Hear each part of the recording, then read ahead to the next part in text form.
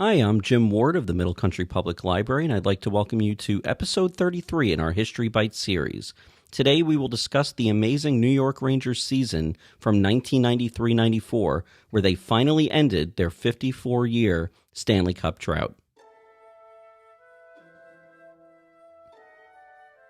Before 1994, the New York Rangers had last won the Stanley Cup in 1940. It all started with what many people called a curse on the Rangers. Red Dudden became the manager of the New York Americans in 1936, but this part of the story began much earlier. In 1925, the Americans were the first NHL team in New York. The Madison Square Garden management, the Americans' landlord, looked upon them with skepticism until the Americans immediately began to make money. 1 year later, the Garden formed its own team, the Rangers, so it can make all the money instead of a small share of the Americans' profits. A war ensued between the teams, and Dudden for a while became the Americans' financial savior. The Americans went out of business after World War II, and Dudden supposedly declared in anger that, quote, "The Rangers will never win another Stanley Cup in my lifetime." After the 1940 Stanley Cup, the Rangers made the Stanley Cup Finals 3 times. In 1950, losing to the Detroit Red Wings in 7 games, 1972, losing to the Boston Bruins, and 1979 to the famed Montreal Canadiens. The Rangers had missed the playoffs in 1992-93 and searched for a coach who would bring a winning attitude to the team. They didn't search long. 2 days after the Rangers' final game of the season, they introduced Mike Keenan, who had a career coaching record of 343 wins, 228 losses, and 69 ties after 4 seasons with the Philadelphia Flyers and 4 in Chicago. He led the Flyers to the Stanley Cup Finals twice and the Blackhawks once, although he hadn't won it all just yet.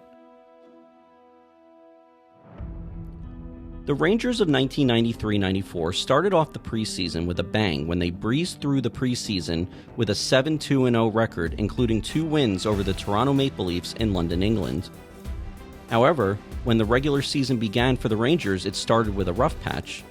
They had a 4-5-0 record after the first 9 games, prompting Keenan to exclaim that his team must, quote, "learn the difference between being an average performer and being a top performer," and that it was, quote, "better to find out who can handle these situations in October than in the springtime," end quote.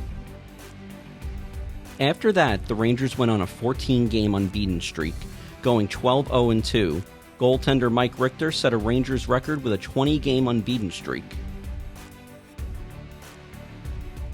The good times kept coming for the team as Rangers forward Mike Gartner scored his 600th NHL goal on December 26, 1993.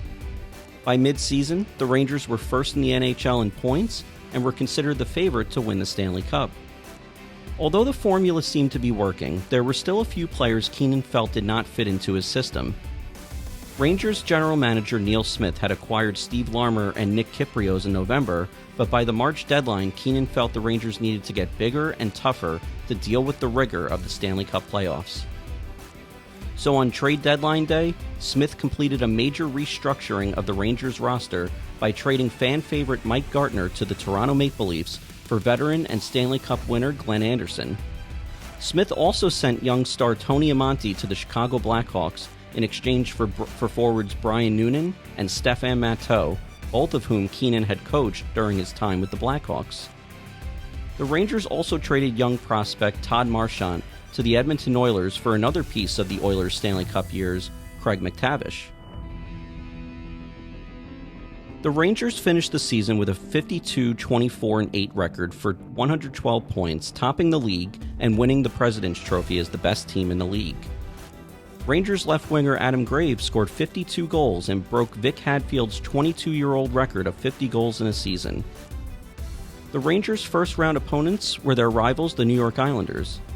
After winning games 1 and 2 on Garden Ice, 6-0 in both, the Rangers completed the sweep by winning both games at Nassau Coliseum, sending them to the second round versus the Washington Capitals, where they dispensed of the Capitals in 5 games, with Rangers star defenseman Brian Leetch scoring the game winner late in Game 5.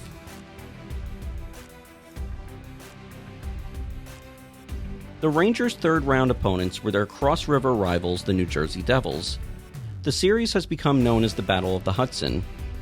The Devils won Game 1 in overtime, while the Rangers won the next two, giving them a 2-1 series lead.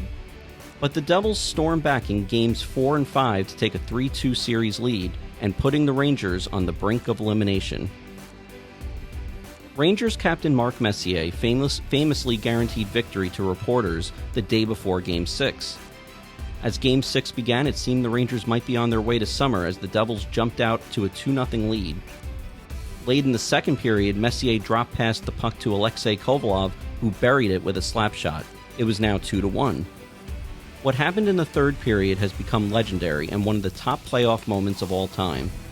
Messier scored 3 goals in a row in the third period, the last an empty net goal, shooting it down the ice from just in front of Rangers goaltender Mike Richter, clinching the Rangers' 4-2 win and forcing a deciding Game 7 for the right to move on to the Stanley Cup Finals. May 27, 1994, Madison Square Garden, New York. A date that's burned into the memory of every Rangers fan who watched Game 7. The Rangers jumped out to a 1-0 lead in the second period on a beautiful backhand spinorama goal by Brian Leetch. The game continued with both teams' goaltenders, the Devils' Martin Brodeur and the Rangers' Mike Richter, playing phenomenal in goal. The fans at the Garden were ready to celebrate a victory and a trip to the Stanley Cup Finals when Devils winger Valery Zelepukin banged in the tying goal with 7.7 seconds left in regulation time. The teams battled it out in overtime, with both coming close to winning it, but the first overtime ended with no winner. Rangers forward Stefan Matteau had been late coming on the bench as the second overtime began because he was having his skate repaired. Scratched teammate Eddie Olczyk walked to his locker and kissed his stick blade for luck. Then, as Matteau trotted toward the ice, he stopped, looked at the Prince of Wales trophy, and touched it for luck. At 4:24 of the second overtime, Matteau won the race to the puck in the corner and began to skate behind the Devils' net. Fetisov and went off the leg, stays in the Devils' zone. Matteau goes for the puck. Matteau around the net. Matteau puts it. Score! Score! The Rangers win! The Rangers win! They're going to the finals! The Rangers win!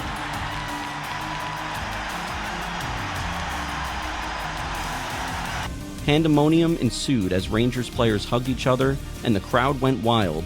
For the first time in 15 years, the Rangers were in the Stanley Cup Finals. In the finals, the Rangers faced the Vancouver Canucks. Just like in the series against the Devils, the Rangers lost Game 1 in overtime. The Rangers won the next two and were on the brink of taking a 3-1 series lead in Game 4. With the Rangers trailing the Canucks 2-1 in Game 4 in Vancouver, Canucks star Pavel Bure jumped out to a breakaway and was pulled down by Brian Leetch. Bure was awarded a penalty shot against Mike Richter, 1-on-1 with the goalie. Everyone on their feet at Pacific Coliseum. Here comes Bure against Mike Richter. Saved by Richter! What a save by Mike Richter to stop Pavel Bure! They're going wild at the Garden. Bure did a deep move to his forehand and tried to stuff the puck in around Richter, but Richter extended his legs in a split and stopped Bure, giving the Rangers momentum. The Rangers won the game 4-2 and took a 3-1 lead on the Canucks, needing just one more win to hoist the Stanley Cup. The Rangers ended up losing Games 5 and 6, sending the series back to Madison Square Garden for a decisive Game 7 for the Stanley Cup. Despite the previous two losses, the Rangers jumped out to a 2-0 lead in the first period on goals from Brian Leetch and Adam Graves. Canucks captain Trevor Linden scored to cut the lead to 2-1, but Rangers captain Mark Messier responded with his own goal to give the Rangers a 3-1 lead entering the third period. Trevor Linden scored again, and for the final 15 minutes, the Canucks threw everything they had at Mike Richter, hitting multiple posts. Rangers fans' hearts skipped a beat, but the lead was safe. After a final icing call that brought the faceoff back in the Rangers zone with 1.6 seconds remaining, Craig MacTavish won the draw from Pavel Bure, the clock ticked towards 0, and the Rangers had won the Stanley Cup for the first time in 54 years. Brian Leetch became the first American-born player to ever win the Conn Smythe Trophy as the most valuable player in the playoffs.